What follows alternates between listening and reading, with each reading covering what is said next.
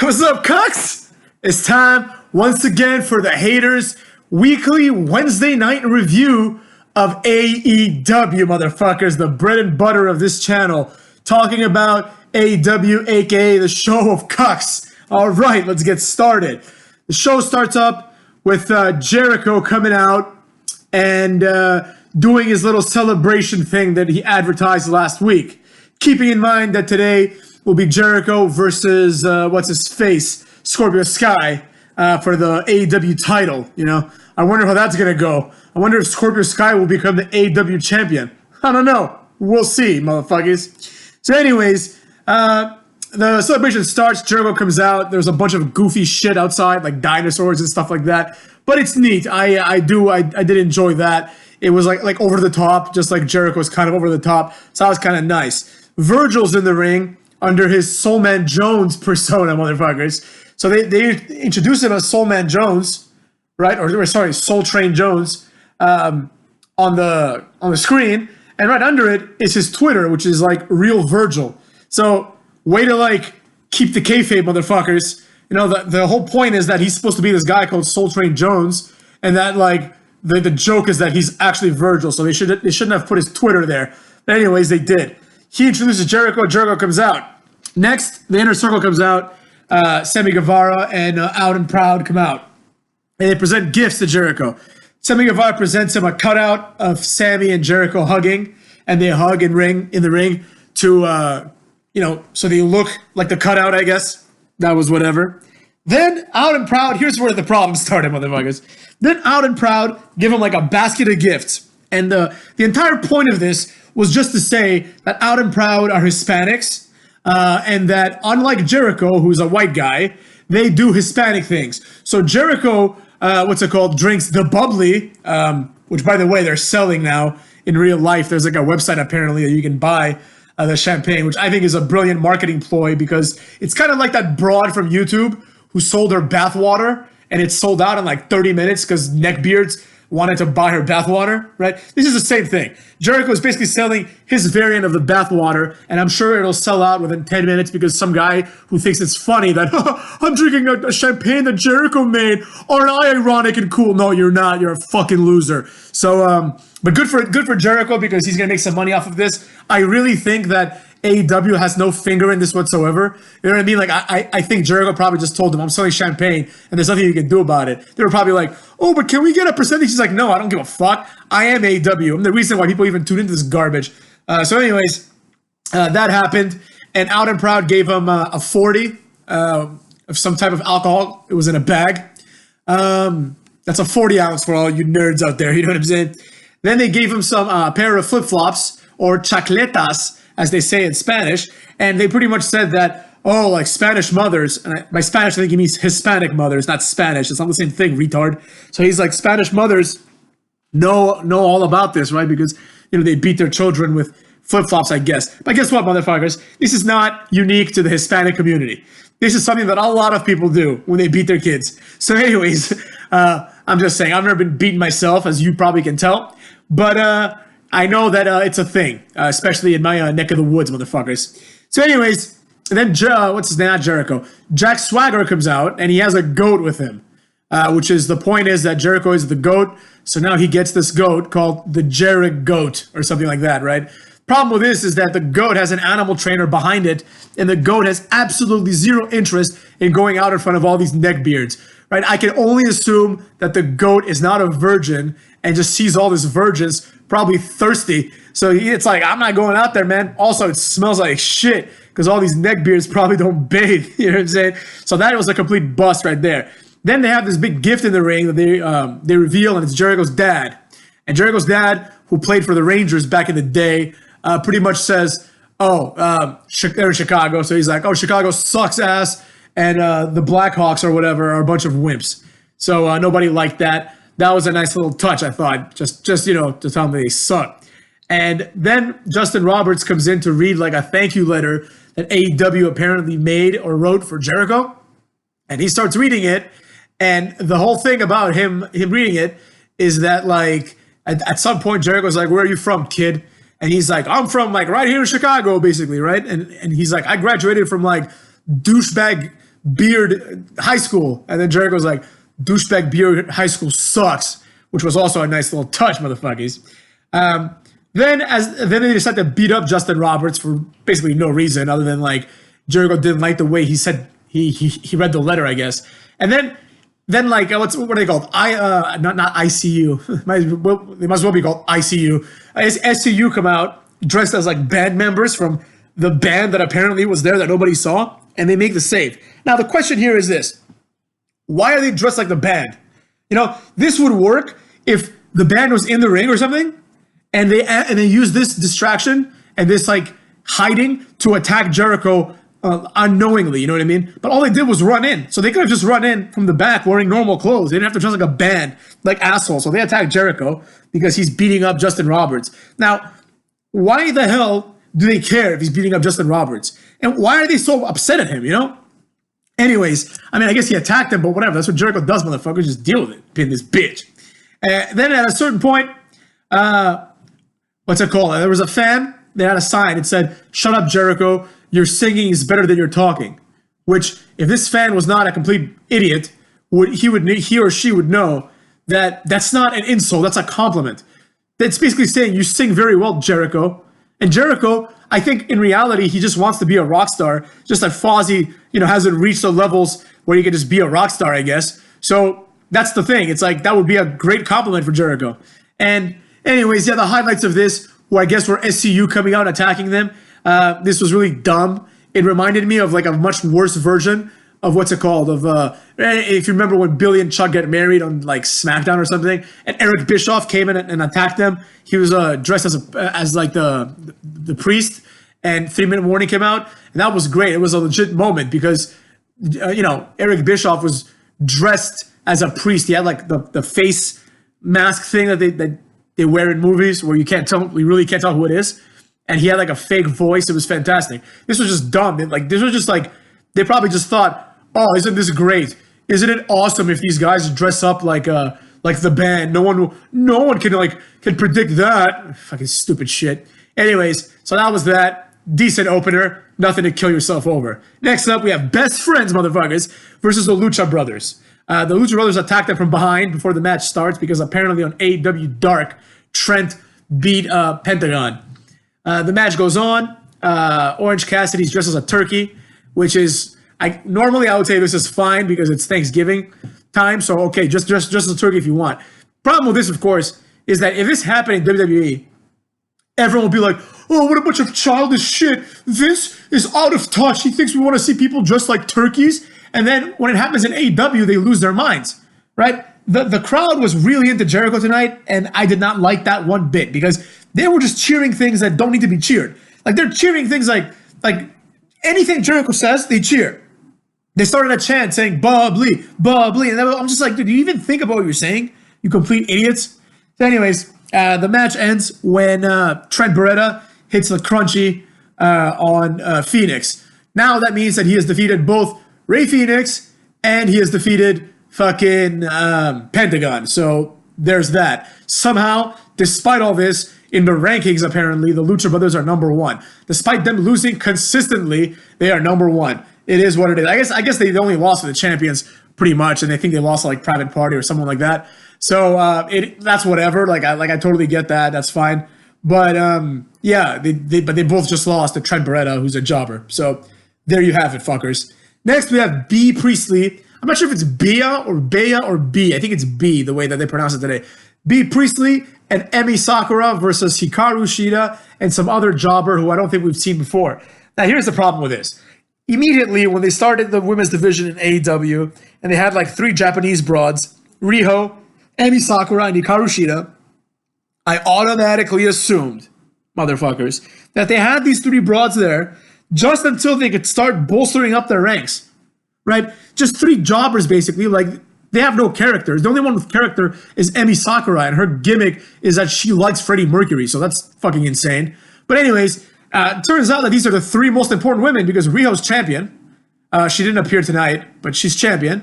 Hikaru Shida is, the number 1 contender now.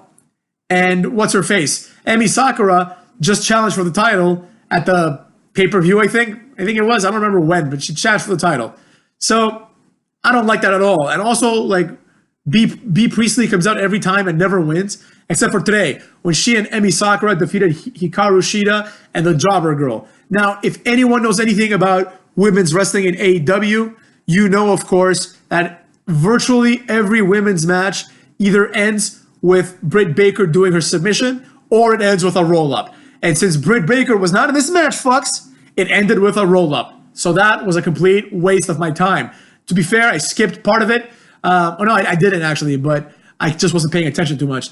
So there you go. That happened. Then Ambrose cuts an Ambrose promo. Basically, he says, when I was in WWE, I was Ambrose, and they held me down. But now I'm Jon Moxley, and I'm not held down anymore. But I'm the exact same fucking character as I've always been. It's the same fucking shit, motherfuckers. He does the same exact things. He's unpredictable, he's angry, and he attacks people, just like he did in WWE.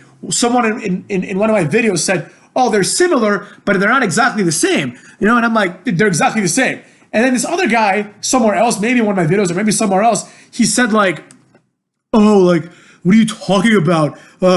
Jon Moxley is different. He was goofy in WWE. Now he's more of a, he said, now he's more of a loose cannon. And I'm like, what the fuck do you think lunatic fringe means? It is a synonym for loose cannon. It's the exact same thing. Think for yourselves, sheep. Think for yourselves. Think about what they're saying to you. They're saying to you that just because he left WWE, now he has the same exact thing going on for him, but he's a different guy. And I'm supposed to take him more seriously because he's not being held down by WWE.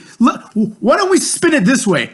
How about this? In WWE, there are people that are superior to him, so he is relegated to losing to EC3 and potentially having a feud where he eventually jobs out to Nia Jax where he should be. Now, enough of this nonsense. Some of my friends are like, oh, Jon Moxley's cool. And this irks me to no explanation, motherfuckers. Jon Moxley, Dean Ambrose, is the least cool wrestler maybe ever. Back during his comb-over days, right, when he started coming out with a wife beater and he started doing dumb shit like squirting mustard on people, and up until now where he walks with this like slant, you know, he walks like, he walks like, you remember in 8th grade? You know, there was always like the incoming, like when you enter 8th grade, you see the incoming 6th graders. Or when you enter high school, you see the incoming freshmen, right? Let's say you're a senior in high school. It's better. You see the incoming freshmen. And you see the hierarchy, the social hierarchy of these incoming freshmen. Now, I personally believe that in high school, everyone's a fucking loser. You know, I don't care if you're like the best jock ever. You're probably a fucking loser, in my opinion. You're probably a nerd, right? Now, I don't mean that on the individual level, of course, but just typically when you're 18 or 17, you don't really know what's cool and what isn't. You're trying to find yourself. So in case any of you are listening and you're not very popular in high school, I got news for you, pal. It doesn't fucking matter because in about 3 years, it won't matter at all. And you could easily be more popular than the most popular guy in high school. Now, when you're a senior, you see the incoming freshman class and you just spot them out and you think to yourself, who am I going to bully this year, right? Because that's kind of how high school is, or how it was when I was in high school. We had this thing called Freshman Fridays, where for the first few weeks on Fridays, the seniors would systematically bully the freshmen by painting F's on their foreheads. Yeah, I know this happens in a lot of states and stuff like that in the United States, but it happens everywhere, including where I went to high school. So you find the kid that thinks he's the coolest. That kid is fucking Jon Moxley. The kid that thinks he's cool, the guy who's acting cool, you know, he's like high school cool, which in the real world means absolutely nothing. If you're not cool in high school, it means nothing. If you're cool in high school, it means nothing, unless your demographic are the neckbeards, because then they'll eat all this shit up. So I did not like that promo whatsoever. I don't like Dean Ambrose. Then we had a throwaway match between two jobbers that no one ever heard of. Some guy named Nick Mick or Mick Nix or something like that versus some other jobber named CodyRhodes, who just, so like these two guys, they both just look like complete jobbers. I think I've seen this CodyRhodes guy jobbing in WWE, wearing paint on his face. His name was Stardust, I think. So he's a jobber here too. But in this one, CodyRhodes, the asshole, wins and beats Mick Nix or Nick Mix, who is obviously a jobber, but like they introduced him and they had like, here's Nick Mix. Like he didn't get an entrance or anything, but they had the nerve to put like a record for this guy, like 0-0-0. Like you're never gonna see this guy ever again, motherfuckers. But anyway, so I guess his record is 0-1 now. Cody Rhodes beats him pretty quickly with a figure four. After that, Cody Rhodes calls out MJF saying, you know what, we don't have to wait till whenever the fuck we're going to wrestle. Why don't we do it now? Then a square hole is cut into the ring, and this guy comes out. Now, this guy looked interesting, I'm not going to lie. But before you saw what he looked like, he came out wearing a mask.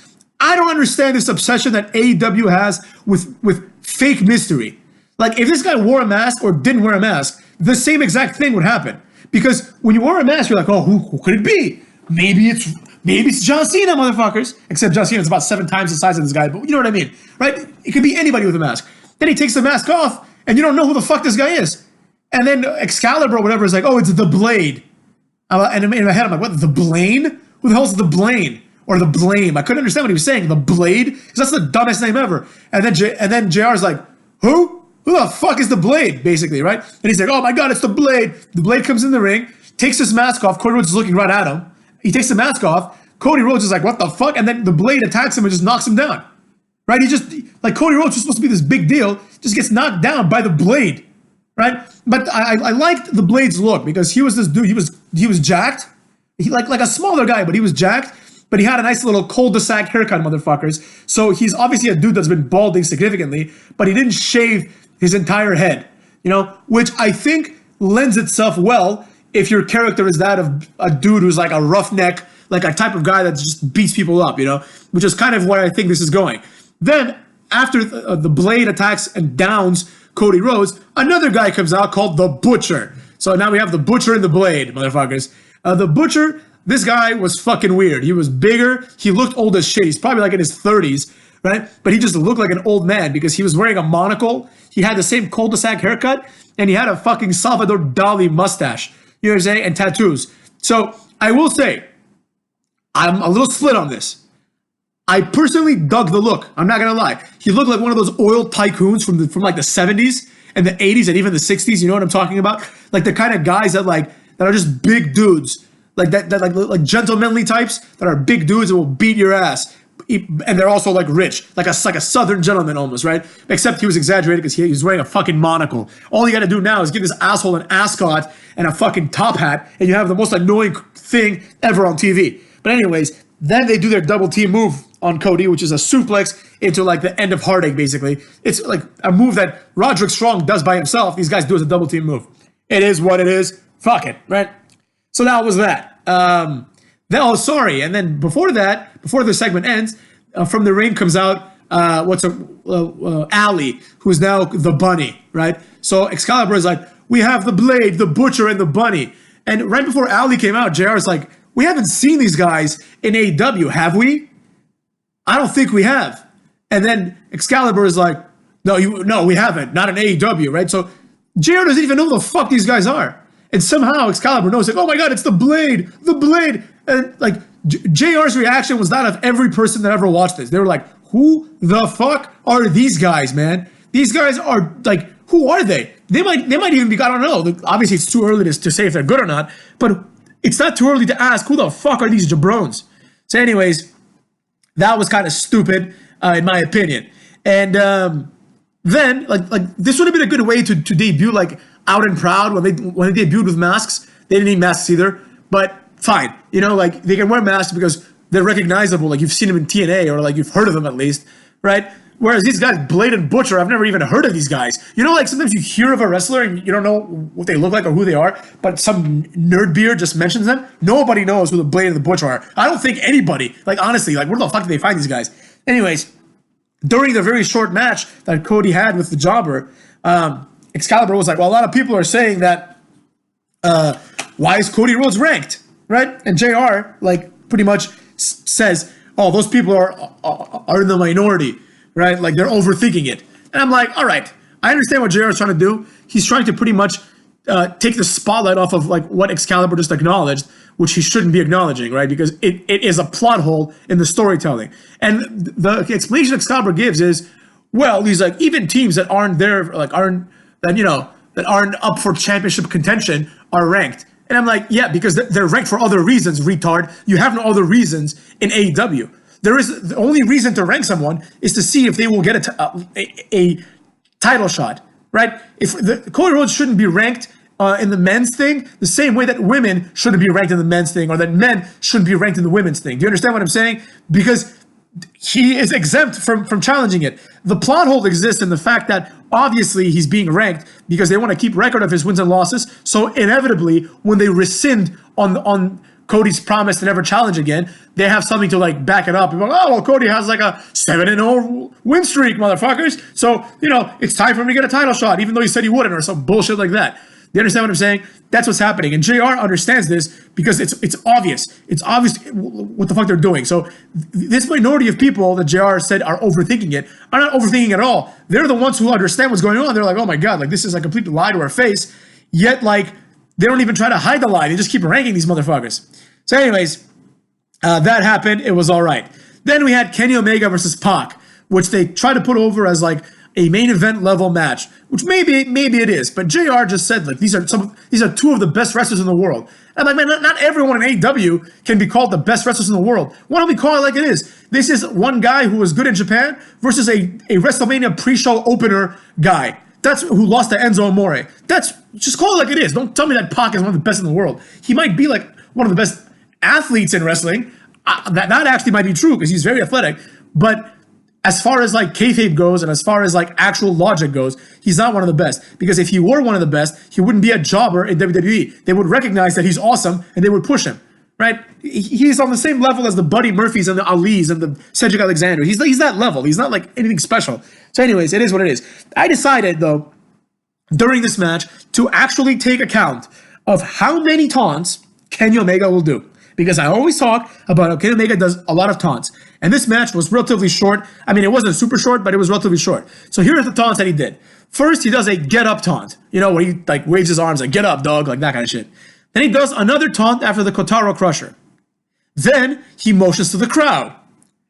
Then he does the Terminator taunt that precedes the rise of the Terminator, which is his flip dive thing. Then he does an it's over taunt where he just waves his arms sideways like it's done. So that's what? 1, 2, 3, 4, 5 right now. 5 taunts, right? Then he does a get up taunt, 6. Then he does a random taunt from the turnbuckles, like when he's leaning on the turnbuckles. That's 7. Then he does a taunt before a kick, 8. And does another one after the same kick, motherfuckers, 9. Then he does a taunt before the V-trigger. And that's it. So 10 taunts Kenny Omega did in this match. If this match lasted, let's say, 15 minutes, that's like a taunt every 1.5 minutes. You understand what that means? That's insane, motherfuckers. And part of that, he's getting his ass beat, so he can't taunt while he's like in a rest hold. Anyways, the match kind of goes like this. Pac misses the black arrow, which of course means that he's going to lose the match, and he loses the match almost immediately with a roll-up. Like every other fucking TNA match just ends in a roll-up. I mean, sorry, AEW. I think I'm calling them TNA, mostly because they honestly just feel like a jobber show now. So anyways, I did not like this match because it ended with a roll-up. And I also do not like it because of the number of the taunts and because of the fact that it continues to prove me right. That wrestlers like fucking Pac, their entire wrestling psychology is they either hit their high flying move or they miss it. And if they miss it, you can rest assured that almost immediately after, they're either going to get a finisher handed to them or they're going to get rolled up. That's how it ends always. So someone needs to like fucking reorganize this, right? Re-choreograph this kind of setup, in my opinion.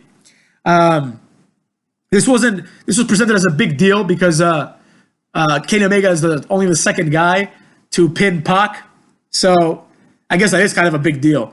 But during the match, JR keeps saying, oh, Pac is ranked number 1. If Pac's ranked number 1, why is Scorpio Sky getting the title shot? Because he beat Jericho? Right, so are you telling me that it doesn't matter how many wins and losses you have? It just matters more fucking like who you beat? Like in every other wrestling federation? When you tell me that wins and losses matter, the inherent premise of that is that the guy at the top of the wins and losses category is going to get the next title shot. Otherwise, what's the point? If someone's ranked number 1 and the number 8th guy gets a title shot, what's the point? Fine. If the number 1 ranked guy is like, hurt, or he doesn't have an interest in getting a title shot because he has to have a feud or something, then give it to the second guy. Don't give it to the guy who's not even ranked. That doesn't make any sense.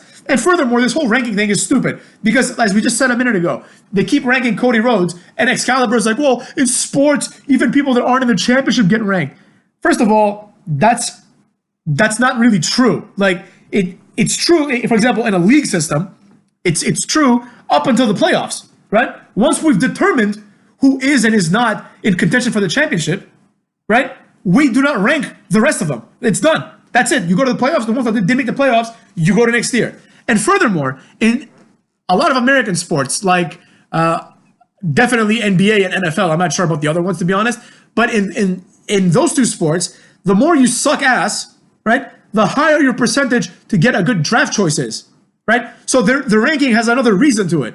You know, now we determine who is the worst to try to give them a chance to get some good players next year or something, right? In European sports, like in soccer, for example, in all soccer leagues, the rankings are very important because the number one team wins. For example, let's take the EPL, motherfuckers. The number one team, Liverpool, let's say, right, wins the league by being number one.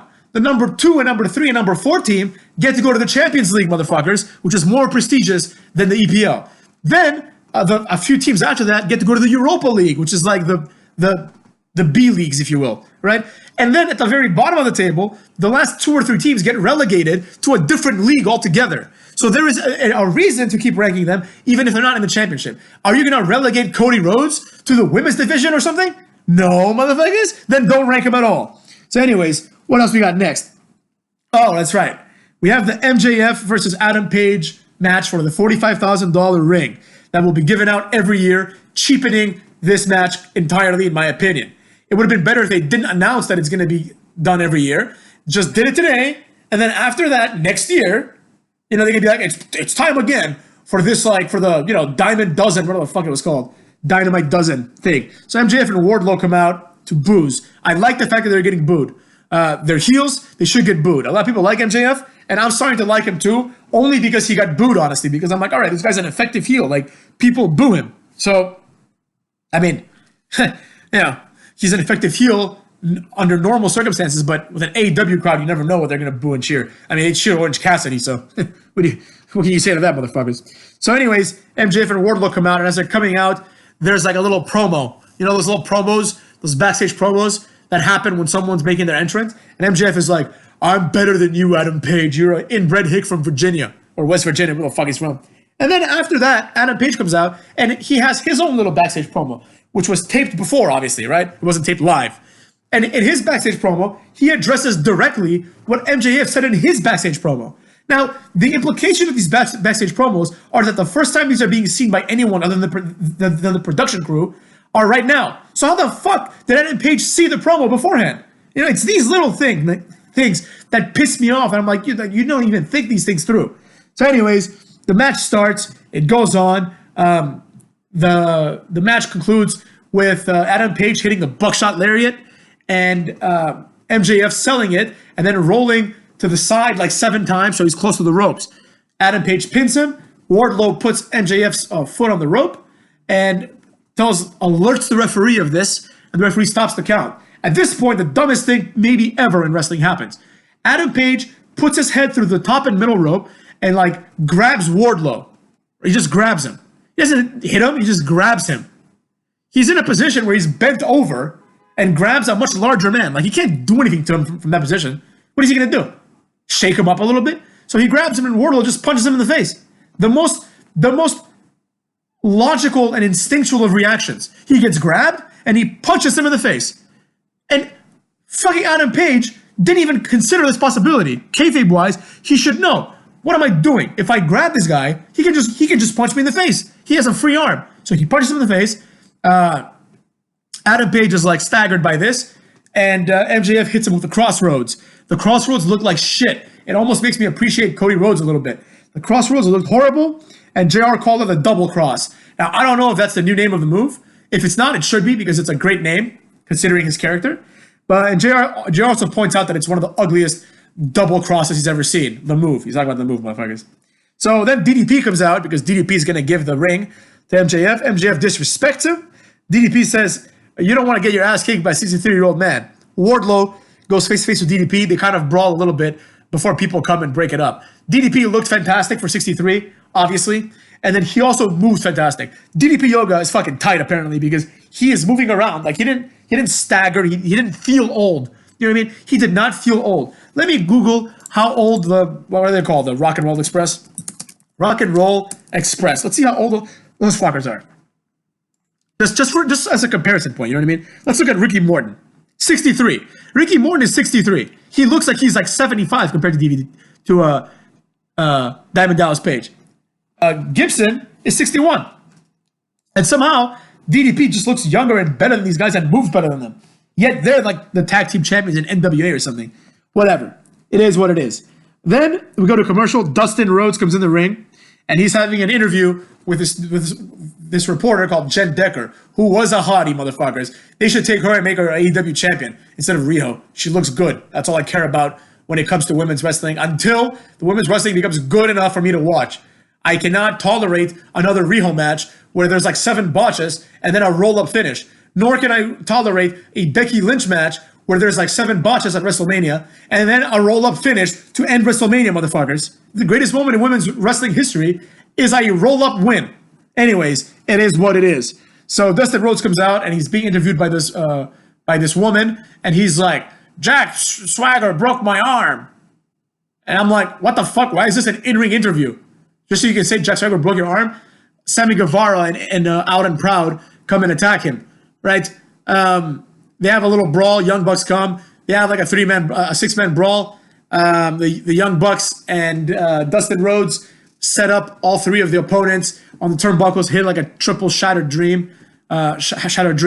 After, at some point, they do a triple super kick. So, usual Young Bucks antics. This felt completely meaningless. It was a complete waste of time. And it was rushed. Like, there was, I think, 12 to 15 minutes left in the show. And they spent, like, a few of them doing this. So they knew they didn't have that much time. So they just wanted to get this out of the way. But if you're going to just rush it, how about just don't do it? You know what I mean? Just don't do it, man. What was the point? There was no need to do it at all. It is what it is, though. So I didn't like it. Then we have a Dark Order promo with the same fat beard from last week. This guy is just walking around, finds a little thing, says join the Dark Order, goes into what is essentially like a community center that's being presented as a church. You have Stu Grayson wearing normal clothes and Evil Uno with no mask, just pretty much saying like, we're here for you all. The same shit. A continuation of last week. Will you join the Dark Order? And it showed all these people in the crowd like listening intently. And then it showed like glimpses of them like, you know, of their personal lives and then being like mistreated or whatever the case may be. There was a moment of legit creepiness here. I'm not usually creeped out by this, but there's a part where Evil Uno says, we could be anyone. We could be your teachers. And they showed this like teacher smiling and it was a little weird. And then he's like, we could be the people that take care of your children. And then like it shows this woman and this child and this other woman smiling at the camera in a somewhat creepy way. I like this because that's kind of true if you think about it. There are times when the person taking care of your kids can be a fucking monster, man. Now, of course, they're not going to be a monster if they're being led by some fat guy in a mask. But it is what it is. What are you going to do? So anyways, that was that. And here we go. Time for the main event, motherfuckers. So anyways, main event starts. Scorpio Sky versus, what's his face? Jericho. Nothing to see here. Eventually, Jack Swagger comes out. SCU stops him. Jericho wins with the walls of Jericho. And Dean Ambrose comes out to challenge him next. Which I guess makes sense. Dean Ambrose is probably now going to be the one who is ranked, who is ranked number 1. Since Pac lost today, that only makes sense. I think the only thing that separates Pac and Dean Ambrose are the fact that now Kenny Omega defeated Pac. So he has to drop in the rankings because that's just how we do around these parts, motherfuckers. So anyways, the show in and of itself was all right. I'm not going to say it was good or bad. It was just right there in the middle. Better than other weeks, I'm going to say. But overall, not that good. I don't know. I haven't watched NXT yet. I'm going to watch that. I'm probably not going to review it because I might not even get to watch it. Depends on like how quickly they put it on WWE Network. But anyways, yeah. That was that, motherfuckers. Now, before I go, bitches, I'm going to talk a little bit about a few other things that have been happening in wrestling. Number one, word has it, motherfuckers, that Corey Graves has bullied Mauro Ranallo. Now, immediately after I heard this, I automatically assumed that this was horseshit. Why? I'll tell you why, motherfuckers.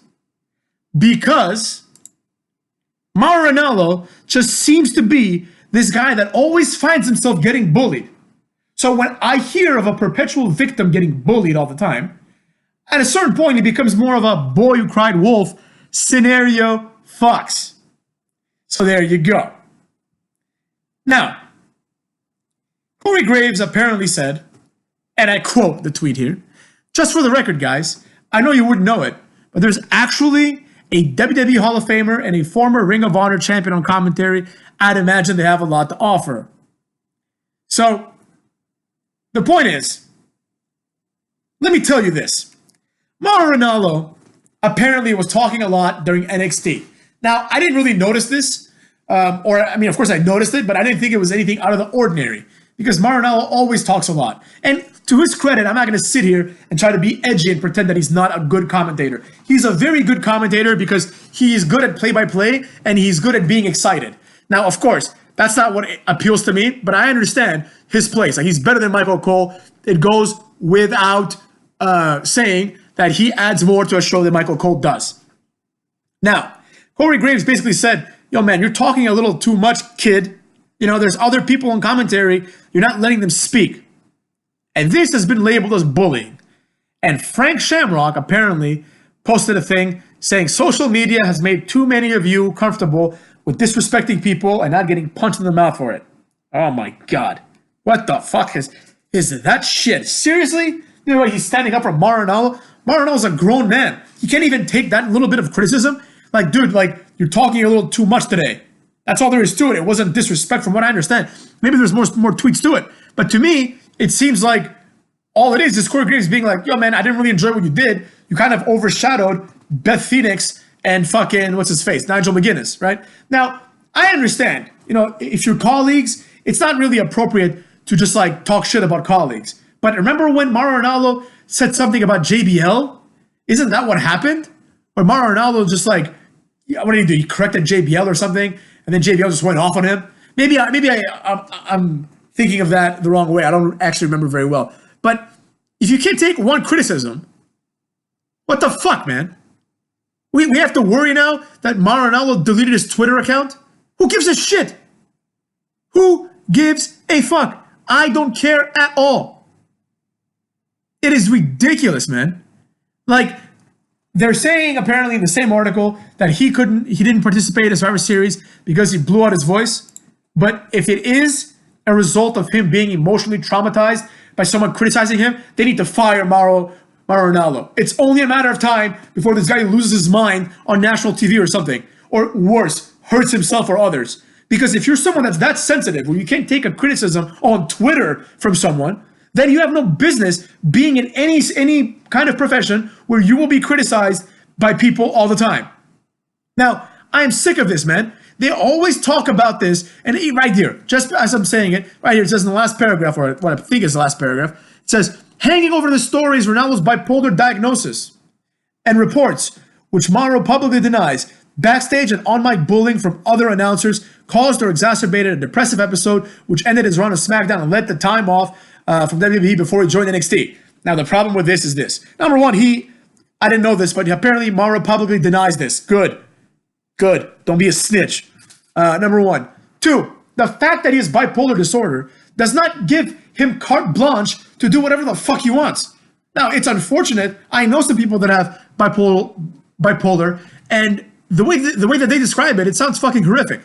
And I empathize with him for that. But this doesn't mean that every time someone upsets you, you just use that card of, I have bipolar, can't say anything about me. No, go fuck yourself. People can't say things about you. So that's something that's been on the news recently. Another thing that's been on the news, and that someone asked me about before I cut this video because it's gone a little too long.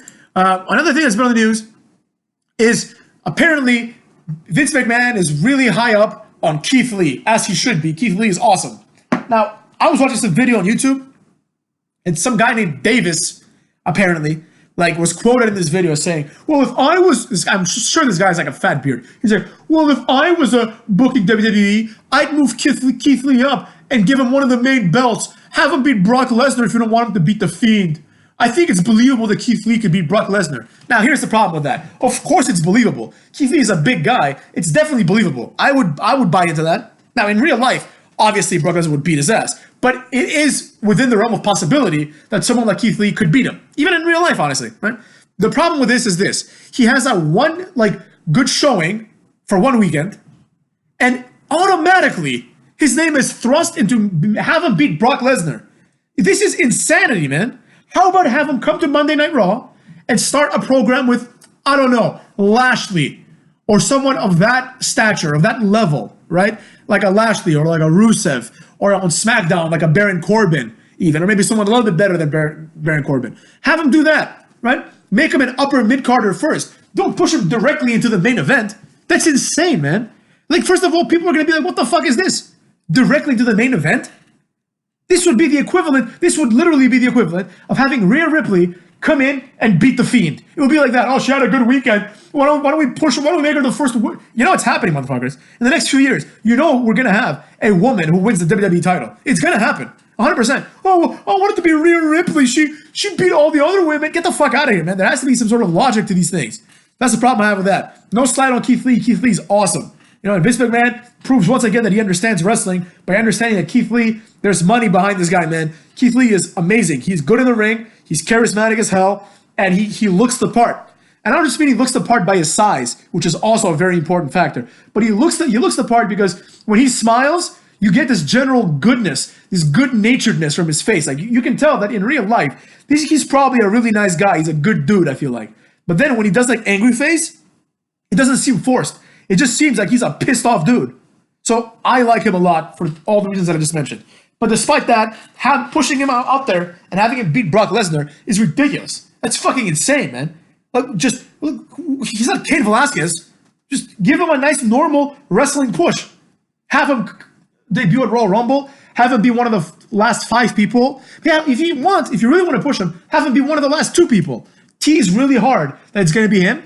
And then have him lose to someone else. Do what they did with John Cena back in the day. Where John Cena had like a year and a half of like being a heel.